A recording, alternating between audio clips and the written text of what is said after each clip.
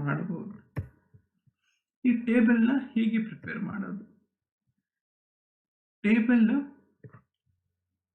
should contain all information needed within the smallest possible space. ಅತ್ಯಂತ ಕಡಿಮೆ ಜಾಗದಲ್ಲಿ ನಮಗೆ ಬೇಕಾಗಿರುವಂಥ ಎಲ್ಲ ಇನ್ಫಾರ್ಮೇಷನನ್ನು ಆ ಟೇಬಲ್ ಒಳಗೊಂಡಿರಬೇಕು. ಈ ಟೇಬಲ್ನಲ್ಲಿ ಯಾವ್ಯಾವ ಅಂಶಗಳು ಇರಬೇಕು ಅಂತಂದರೆ, ಆ ಟೇಬಲ್ಗೆ ಒಂದು ನಂಬರ್ ಇರಬೇಕು, ಮತ್ತು ಆ ಟೇಬಲ್ನ ಒಂದು ಟೈಟಲ್ ಇರಬೇಕು.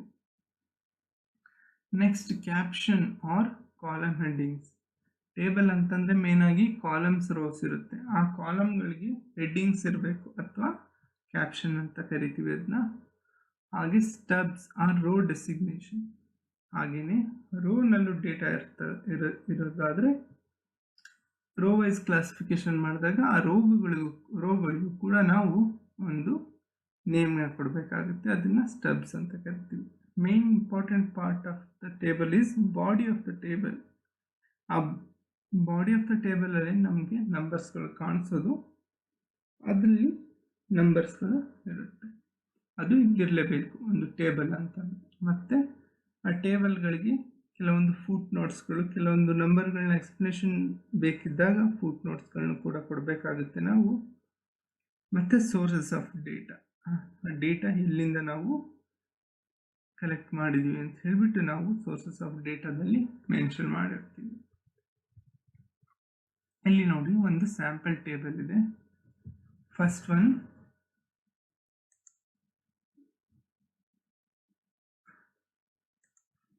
ಟೇಬಲ್ ನಂಬರ್ ಇದೆ ಇಲ್ಲಿ, ನಂತರ title of the table, next captions that is column headings, this is stubs that is row designation, ಹಾಗೆಯೇ total. This is one simple form of table. Types of table, mainly ಒಂದು 3 ಥರದ ಟೇಬಲ್ನ ನಾವು ನೋಡ್ಬೋದು. ಒಂದು ಸಿಂಪಲ್ ಟೇಬಲ್, ಒಂದು next two way table, next manifold table. Simple or one way table ಅಂತಂದರೆ ಅದರಲ್ಲಿ ಕೇವಲ ಒಂದೇ ಒಂದು ಡೇಟಾ ಕ್ಯಾರೆಕ್ಟರಿಸ್ಟಿಕ್ಸ್ನ ನಾವು ನೋಡ್ಬೋದು. For example height, number of students. ಇದರಲ್ಲಿ ಹೈಟ್ನ ನಾವು ಕ್ಲಾಸಿಫಿಕೇಶನ್ ಮಾಡ್ತೀವಿ, ಹಾಗೆ ಎಷ್ಟು ಜನ ಸ್ಟೂಡೆಂಟ್ಸು ಆ ಹೈಟ್ ಕ್ಯಾಟಗರಿಯಲ್ಲಿ ಇದ್ದಾರೆ ಅಂತ ಹೇಳ್ಬಿಟ್ಟು ನಾವು ಬರೆದ್ರೆ ಇದನ್ನು ಸಿಂಪಲ್ ಆರ್ 1-ವೇ ಟೇಬಲ್. ಇದರಲ್ಲಿ ಹೈಟ್ ಬಿಟ್ಟರೆ ನಮಗೇನು ಬೇರೆ ಇನ್ಫಾರ್ಮೇಷನ್ ಸಿಗೋದಿಲ್ಲ, ಓನ್ಲಿ ಒನ್ ಕ್ಯಾರೆಕ್ಟರಿಸ್ಟಿಕ್ಸ್ ನಮಗೆ ಸಿಗುತ್ತೆ.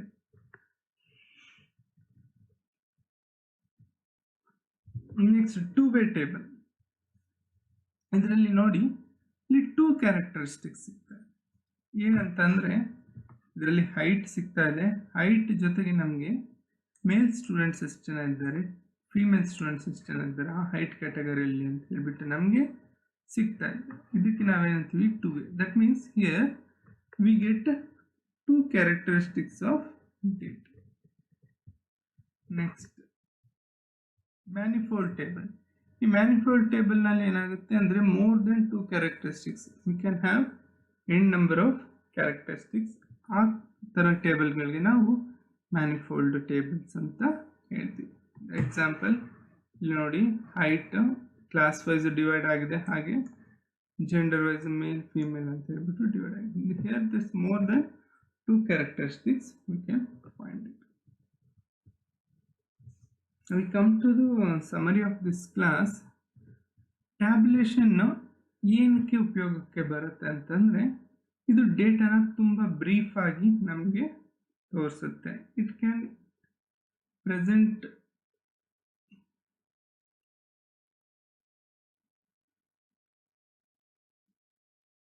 we come to the summary of this class. The tabulation, what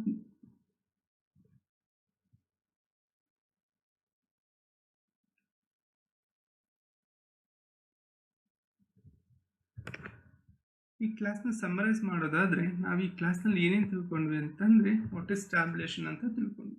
ಈ ಟ್ಯಾಬ್ಯುಲೇಷನ್ ಏನು ಮಾಡುತ್ತೆ ಅಂತಂದರೆ ಇಲ್ಲಿ ನಾವು ಕಲೆಕ್ಟ್ ಮಾಡುವಂಥ ಡೇಟಾನ ತುಂಬ ಅಟ್ರಾಕ್ಟಿವ್ ಆಗಿ ತುಂಬ ಕಡಿಮೆ ಸ್ಪೇಸ್ನಲ್ಲಿ ನಮಗೆ ಫ್ಯಾಕ್ಟ್ಸ್ ಆ್ಯಂಡ್ ಫಿಗರ್ಸ್ ಮೂಲಕ ನಮಗೆ ಪ್ರೆಸೆಂಟ್ ಮಾಡುತ್ತೆ.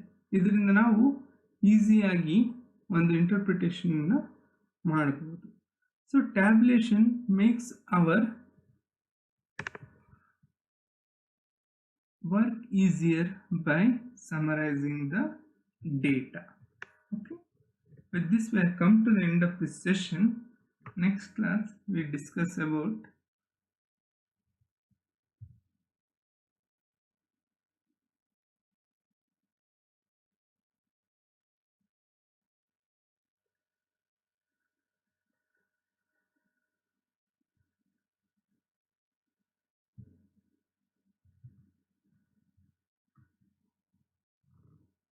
diagrammatic representation of data.